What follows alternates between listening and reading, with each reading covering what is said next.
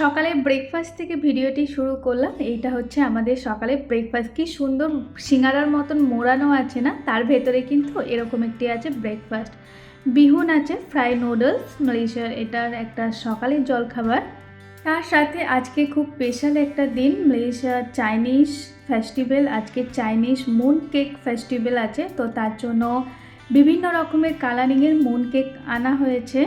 তো আমাদের বাড়িতে যেই আসে তো তারা মুন কেক নিয়ে এসেছে, বা আমরাও কারো বাড়ি গেলে মুন কেকটা আমাদের এটা নিয়ম দিতে হয়। তো এখানে আমাদের মুন কেক আছে বিভিন্ন রকমের কালারিংয়ের।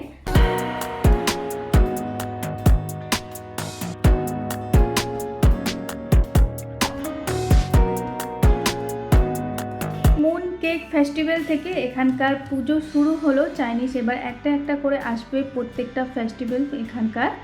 আর আমাদের যেমন গণেশ পুজো থেকে শুরু হয়, দুর্গা পুজো, বিশ্বকর্মা পুজো, কালী পুজো, বিভিন্ন রকমের, এখানে কিন্তু এইটা থেকে শুরু হয়। আমাদের কিন্তু এবার পরপর এখানে চাইনিজ অনেক রকমের পুজো আসবে। তার সাথে এখানে কি দারুণ লাগছে না, দেখুন কি সুন্দর কত রকমের মুন কেক। প্রত্যেকটা মুন কেকের আলাদা আলাদা কিন্তু ফ্লেভার, একই না। আর দেখতেও কিন্তু আলাদা, খেতেও আলাদা, প্রত্যেকটা ভেতরে কিন্তু আলাদা রকমের স্বাদ, আলাদা রকমের টেস্ট। আর হচ্ছে ভেতরে অন্য অন্য রকমের পুর ভরা আছে। মুন কেক কিন্তু অনেকটা বেশি নরম হয়, আর খেতে কিন্তু অনেকটা বেশি সুন্দর, স্বাদ অনেক রকমের, আর অনেক ভালো লাগে। তার সাথে এখানে 3টে ফ্লেভারের কেকও ছিল।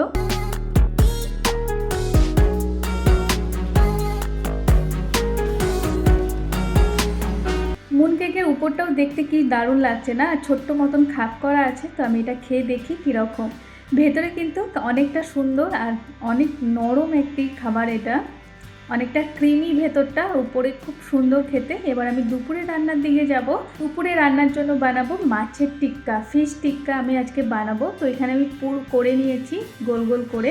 তো এর মধ্যে অনেক কিছু দেওয়া আছে, গুঁড়ো মশলা, তার সাথে দেওয়া আছে আদা, রসুন, পেঁয়াজ, ধনেপাতা, কাঁচা লঙ্কা, ডিম, সব দিয়ে এইটা আমি করেছি। মাছটাকে সিদ্ধ করে নিয়েছিলাম, দিয়ে এটা ভালো করে মাখিয়ে, আলু দিয়েছিলাম, তার সাথে আলু দিয়ে আমি এটা ভালো করে মাখিয়ে রেখেছিলাম কিছুক্ষণের জন্য। দিয়ে আমি এরকম ছোটো ছোটো করে গোল গোল করে নিয়েছি।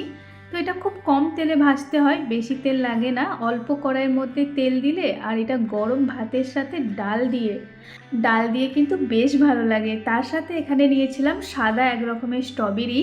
এখানে স্ট্রবেরিটা সাদাটা আমার খুব একটা বেশি ভালো লাগলো না, স্ট্রবেরি কিন্তু লালটাই বেশ ভালো লাগে।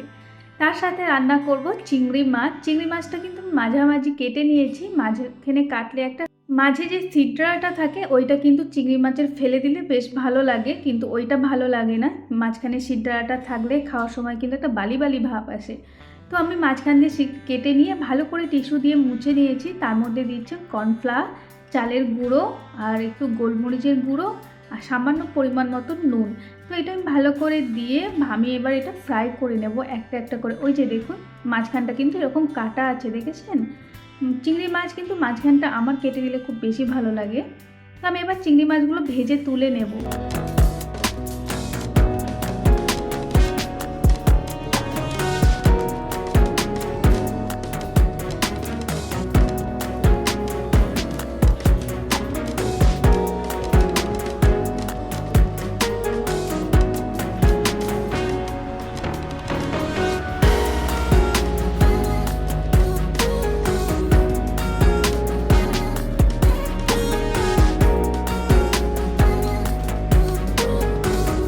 চিংড়ি মাছটা ভেজে তুলে নেওয়ার পর আমি এখানে দিয়েছি গোলমরিচের গুঁড়ো, একটু কর্নফ্লাওয়ার, তার সাথে দেবো একটু কেচাপ আর একটু সয়া সস। এটা দিয়ে আমি একটু গুলিয়ে রেখে দেবো জল দিয়ে।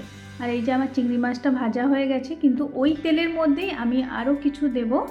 এখানে আছে পেঁয়াজ, রসুন, আর ধনেপাতা, আর একদম যে সাদা অংশটা থাকে পেঁয়াজ পাতা, ওইটা এখানে সব দিয়ে আমি হালকা করে এটা ভেজে নেব। আর একটু চিলি ফ্লেক্সও দিয়েছিলাম তার সাথে।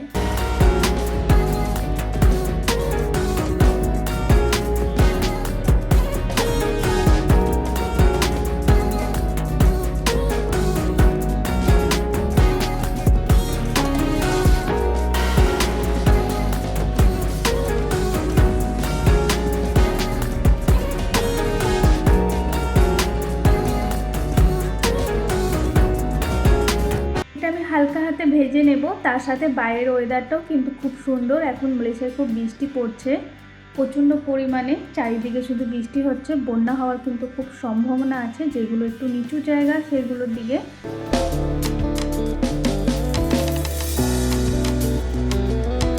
এটা আমি অল্প নাড়াচাড়া করার পর আমি কিন্তু এই যেটা সস করে রেখেছিলাম ওইটা আমি এর মধ্যে দিয়ে দিলাম। এর মধ্যে দেওয়ার পর একটু নাড়িয়ে আমি চিংড়ি মাছটা দিয়ে দিলাম। চিংড়ি মাছটা দেওয়ার পর এটা আমি ভালো করে মিশিয়ে নেব, যেন চিংড়ি মাছের গায়ে লেগে যায়।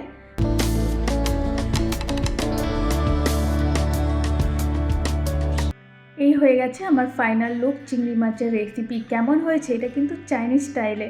কেমন হয়েছে আমার চিংড়ি মাছের রেসিপিটি আমাকে কিন্তু জানাতে ভুলবেন না। বাইরে পড়ছে প্রচণ্ড পরিমাণে ঝমঝমানি বৃষ্টি। সকালে ব্রেকফাস্ট আনতে গিয়ে এক রকমের মাছ চোখে পড়লো। এই মাছটার নাম কি আমি ঠিক জানি না, শুনলাম যতটুকুনি বাঁশপাতা মাছ। তো আপনারা কে জানেন আমাকে একটু জানাবেন কমেন্ট বক্সে। তার সাথে নিয়েছিলাম চিংড়ি মাছ। আমি চিংড়ি মাছটা বেছে আমি বক্সের মধ্যে ভরে রেখেছি। তো এই ভিডিওটা এই পর্যন্তই। আমি আর একটু কাটবো স্যালাড, অ্যাভোকাডোর স্যালাড কাটবো। তো আমার ভিডিওটি কেমন লাগলো আমাকে কিন্তু কমেন্ট বক্সে জানাতে ভুলবেন না। স্যালাডের মধ্যে আছে ডিম, টমেটো, শসা, স্যালাড পাতা, অ্যাভোকাডো আর লাস্টে একটু দেবো মায়োনিজ। এইগুলো দেওয়ার পর আর টমেটো আছে, এগুলো দেওয়ার পর আমি ভালো করে স্যালাডটা নেব মিশিয়ে। তো আমার ভিডিওটা কেমন লাগলো আমাকে কমেন্ট বক্সে জানাতে ভুলবেন না। সবাই ভালো থাকবেন, সুস্থ থাকবেন, সাবধানে থাকবেন। আমি নেক্সট ভিডিও নিয়ে খুব তাড়াতাড়ি আসবো। আর আমার ভিডিওটি যদি ভালো লেগে থাকে একটা লাইক কমেন্ট আমাকে করে জানাতে ভুলবেন না। আজকের মতো ওকে, বাই।